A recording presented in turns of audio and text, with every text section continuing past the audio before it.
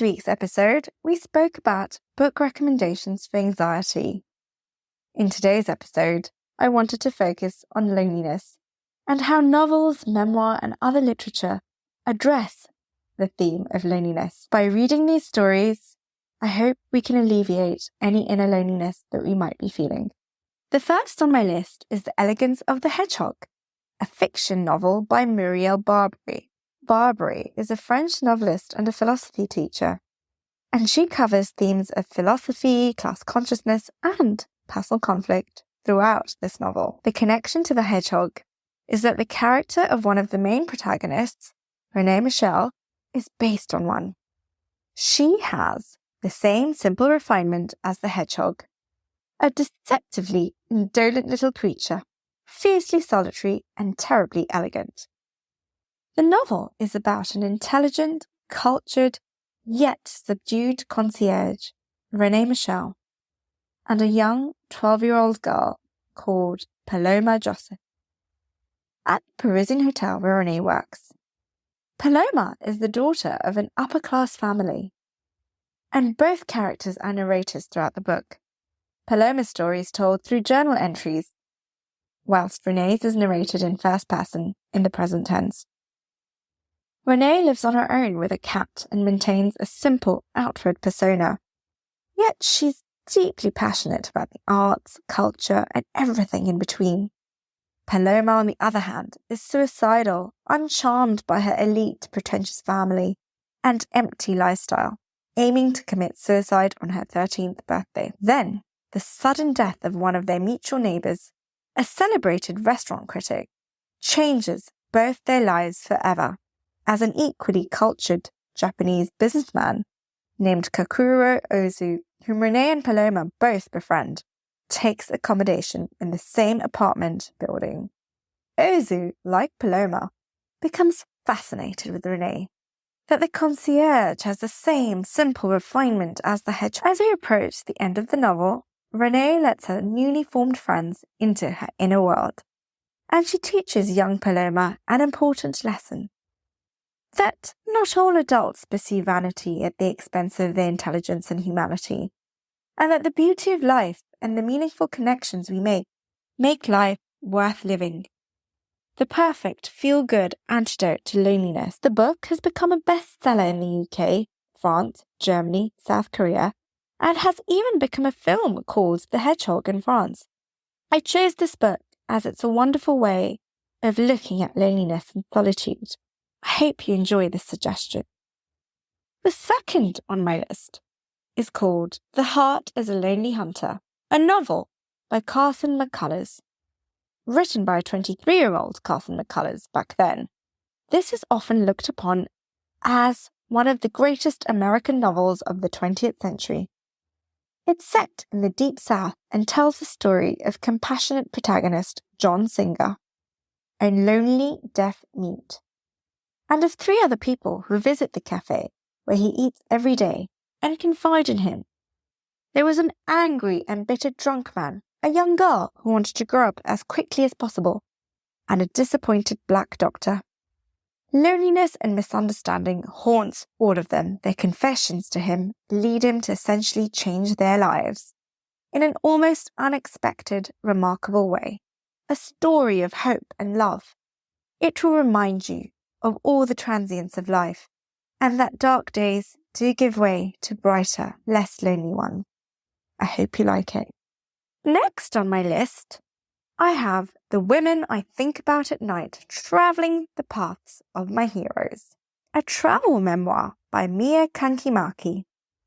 Women I Think About at Night, Kankimaki honors 10 extraordinary female pioneers from history.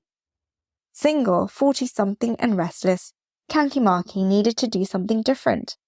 She had a calling, so she left her job, her apartment, and took the decision to travel the path of 10 female explorers and artists who have intrigued her for a long time. She visits Kenya to explore the life of Karen Blixen of Out of Africa fame, who lived there in the 1920s. Mia then flies to Japan, following the footsteps of Yo-Yo Kusuma, an artist who elected to live in a psychiatric hospital for a large portion of her life. And then finally to Italy. Mia searches for the little-known Renaissance women painters of Florence's Uffizi Gallery, exploring the portraits of Lavinia Fontana and Artemisia Gentileschi. A charming, inspiring and informative book.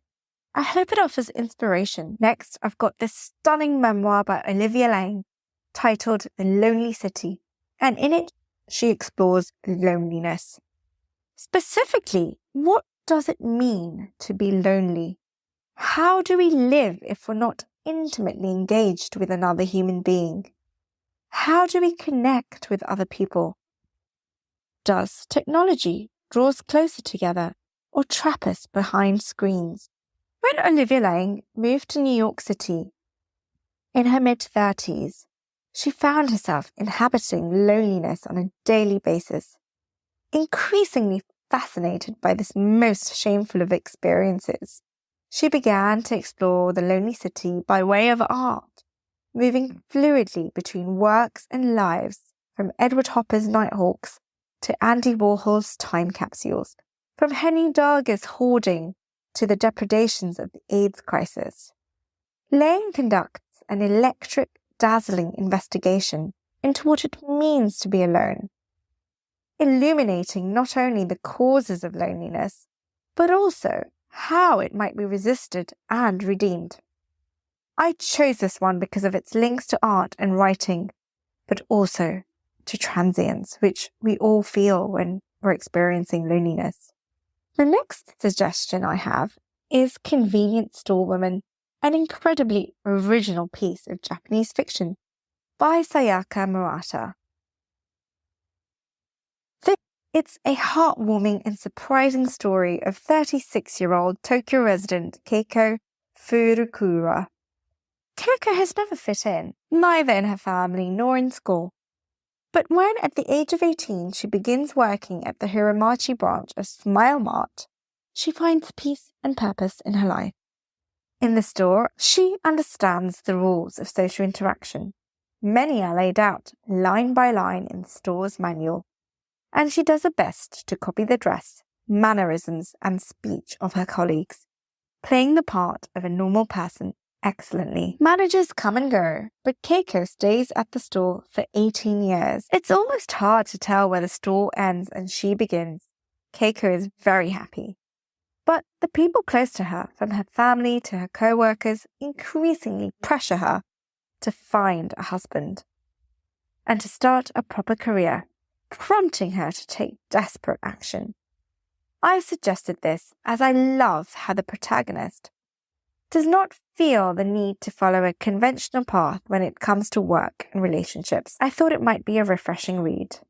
Last but not least is Whereabouts by best-selling author and English professor at Princeton, Jhumpa Lahiri. This is a genre-bending novel. Lahiri does something really interesting here. First, she writes the book in Italian, which she's recently learned, and then translates it into English. The protagonist is an unnamed narrator in an unnamed city, which appears to be Rome, however, is deliberately left open, as though to simply explore the solitude a city can bring, but also the loneliness after her husband's untimely death. She explores the paradoxes of life, the freedom versus the constraints of being on one's own, how the character of a city can bring companionship from the parks, piazzas, museums, and coffee shops. Yet there is an inner homelessness that cannot be cured by any city. I thought this was the perfect book to meditate on, a story of belonging and not belonging. It attempts to hold polarities that create conflict and tension, even in the absence of a solid plot, leaving you wanting more, perhaps because there is resonance in the way that we all feel from time to time in urban life and at various stages of adulthood. An artistic work that explores new ways of using the novel form, from layering the physical observations with the emotional ones, and creating an almost atmospheric narrative charged with emotions. I'm really excited to hear your thoughts on this one, and also the rest. Thank you for listening, and let me know how you find these.